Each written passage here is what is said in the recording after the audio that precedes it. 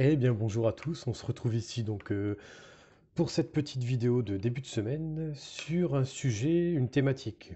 En l'occurrence, on va parler de l'hypnose. L'hypnose et l'hypnothérapie précisément. Alors je précise tout de suite, je ne vais pas parler d'hypnose telle qu'on la voit dans les spectacles où les personnes se mettent à quatre pattes en faisant le chien. On va parler de thérapie corporelle notamment. Donc ça c'est le distinguo que je veux faire tout de suite. On va parler de l'hypnose qui est là pour vous aider, pour vous accompagner sur divers blocages que vous pouvez avoir. Alors, tout d'abord, qu'est-ce que c'est? Définition la plus simple possible, hein. L'hypnose, donc, c'est un moyen, comme je l'ai dit dans d'autres vidéos, un moyen, un outil qui va vous permettre de dépasser certains blocages ou de dépasser des limites que vous avez en vous. C'est ça l'hypnose. C'est vraiment un outil, un formidable outil parce elle a de nombreux avantages, mais ça sert à ça.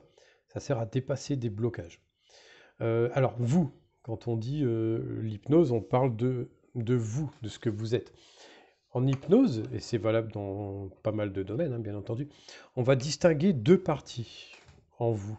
On va distinguer une partie consciente, votre conscience, et votre inconscient, la partie inconsciente. Donc, votre conscience, finalement, c'est ce qui fait que vous pensez. C'est basé sur la pensée, la réflexion. Son outil principal, c'est la volonté. Je veux ça, je pense à ça, je réfléchis à ça. Son langage, ça va être assez logique, c'est l'analyse. L'analyse, pour être en analyse, il faut être conscient. L'analyse, la compréhension et la logique. Ce sont, ce sont ces outils, son langage. Mais justement, c'est aussi le point faible de la conscience. C'est qu'elle est basée sur des choses très précises. Voilà, j'analyse, je comprends ça, j'ai une certaine logique, j'en sors pas. C'est ma logique. Voilà. Ce qui est important de savoir, contrairement à ce que beaucoup pensent, c'est que votre partie consciente, c'est la plus petite partie de ce que vous êtes.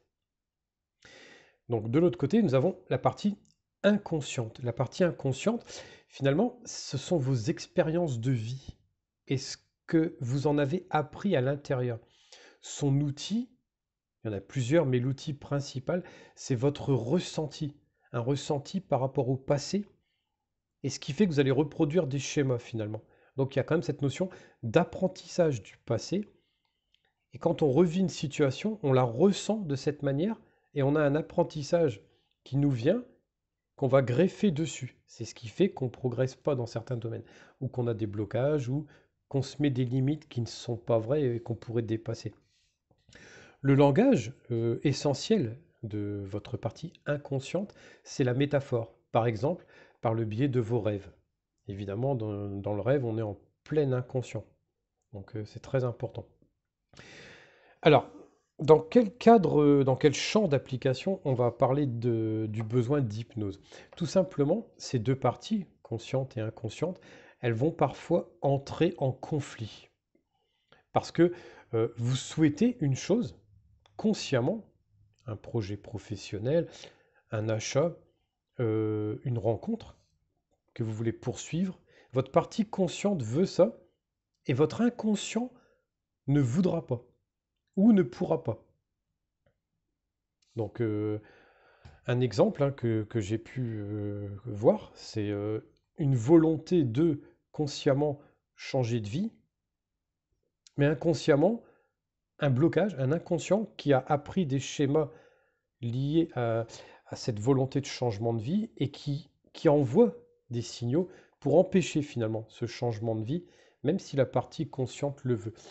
Au final, rien ne bouge. Ce qui vous prouve bien que la partie inconsciente, c'est bien la partie la plus grande et celle qui prend vraiment une importance. Parce qu'elle va impacter réellement votre quotidien, elle va impacter votre partie consciente. Donc quand ces deux parties sont en conflit, la solution, une des solutions, c'est l'hypnose. L'hypnose, finalement, on va dire qu'elle va réconcilier les deux parties. Elle va pas faire que l'une ou l'autre domine. C'est pas le principe.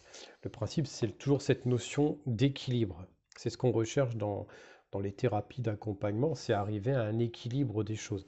L'hypnose, elle est là pour réconcilier. L'hypnose thérapeutique, voilà, l'hypnothérapie, elle est là pour réconcilier le conscient et l'inconscient. Finalement, l'idée générale, ça va être d'aller, lors de la séance, dans le centre de vos apprentissages pour, en quelque sorte, désapprendre, pour enlever ce qui pose problème à l'intérieur de l'inconscient sur le sujet pour lequel vous consultez. On va retrouver ce qui pose problème, on va le désapprendre, on va l'enlever, et on va réapprendre quelque chose dans ce domaine qui est bon pour vous. C'est tout simple. C'est ainsi qu'on arrive à un résultat probant. Alors, les méthodes précises pour y parvenir, elles sont nombreuses. J'allais dire, il y a autant de méthodes peut-être que de thérapeutes, ou en tout cas que de types d'hypnose minimum.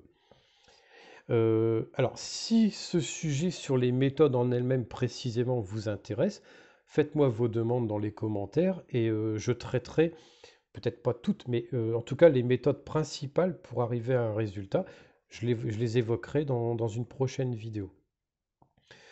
L'avantage, pour conclure cette vidéo, l'avantage principal, enfin, il y en a plusieurs à mon sens, parce que c'est un type de thérapie que moi j'affectionne. L'avantage principal, c'est que c'est accessible à tous. Il y a de rares cas, il faut être très clair là-dessus, hein, de rares cas où des personnes ne sont pas réceptives à l'hypnose. Alors là, je mets encore la responsabilité du thérapeute à charge pour lui, pour nous finalement, thérapeute, de s'en rendre compte, de jouer la clarté avec la personne qui est venue nous demander de l'aide et de la renvoyer peut-être vers un autre type de professionnel. Mais on va dire, en gros, hein, que 9 personnes sur 10 sont réceptives, alors à des degrés divers, mais 9 personnes sur 10 sont réceptives à l'hypnose. Le fait qu'on soit réceptif pardon, à des degrés divers n'est pas en soi un problème, parce que c'est qu'une question finalement pour le thérapeute de mettre en place une intensité ou un nombre de séances suffisant pour toucher. Dès lors que la personne est réceptive, c'est au thérapeute de faire aussi, d'adapter finalement sa pratique. Mais voilà, c'est quelque chose qui est accessible entre guillemets à tous, qui ne demandent pas des moyens en termes d'outils, en termes de temps. Ce ne sont pas des lourdes prises en charge, hein. On n'est pas sur ce type d'accompagnement. Et surtout, alors là, c'est un avis très personnel, l'avantage vraiment que moi j'y trouve vraiment à titre personnel, c'est la rapidité des résultats. Avec l'hypnothérapie, on obtient des résultats très rapides. Concrètement, voilà, on va être très clair, pour certaines personnes et pour certaines demandes, tout dépend du pourquoi de la venue de la personne qui a besoin d'aide, mais on obtient parfois des résultats dès la première séance. En moyenne, au bout de 4 séances, les personnes ressentent un vrai changement. Et grand maximum, à 10 séances, les personnes sont carrément libérées de ce qui leur posait problème. Et en plus de ça, si l'accompagnement a été bien fait, sont capables de reprendre à leur compte ce qui a été appris avec le thérapeute. Ça doit être le but du thérapeute d'ailleurs. Donc vous voyez, quelque chose qui est vraiment très intéressant à étudier et à ne pas négliger, et surtout ne pas croire qu'on est dans le spectacle. Encore une fois, ça a fait beaucoup de mal à l'hypnothérapie, le fait de voir des spectacles en tout genre sur l'hypnose. Voilà, là on est sur quelque chose de très important, de très concret et qui peut vraiment faire du bien rapidement, je répète, aux personnes qui en font la demande. Voilà, c'est tout pour cette petite vidéo. Je vous retrouverai demain pour une petite vidéo sympathique, hein, une petite routine que je vais vous apprendre qui peut vous servir le matin. Pour une fois, on va pas parler de comment bien s'endormir, comment avoir un bon sommeil, comment... Non, on va parler tout simplement de l'autre partie de la journée, le début. 3 petites routines, vous allez voir, qui nous permettent de lancer notre journée sous les meilleurs auspices. Voilà, c'est tout pour aujourd'hui. Je vous souhaite à tous une très bonne journée, ce qu'il en reste du moins, avec ce beau temps. On se retrouve demain pour ma prochaine vidéo. N'hésitez pas à liker, commenter et faites-moi vos demandes. Et comme d'habitude, hein, je mets mon mail pour ceux qui seraient intéressés par un accompagnement personnalisé. À demain. Au revoir.